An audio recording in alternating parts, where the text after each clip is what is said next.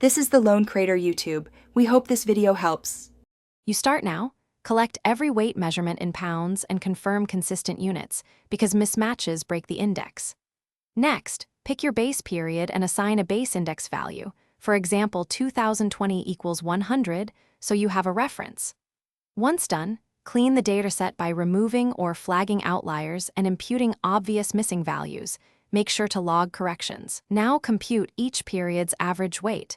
These raw averages feed directly into the index formula we'll apply next. Now compute the core index.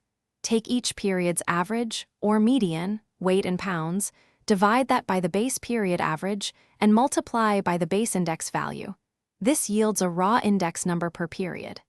If your data varies in sample size, weight each period's average by its sample count so big samples influence the index properly. Also consider seasonal adjustment, detrend, or apply a simple moving average, because that reduces volatility and makes the index meaningful over 2025 comparisons. Finish by rounding index values to your chosen precision and clearly documenting the formula, base year, and any seasonal or weighting adjustments. Transparency prevents confusion. Then create a chart of the index and calculate percent changes versus the base and the previous period to communicate magnitude.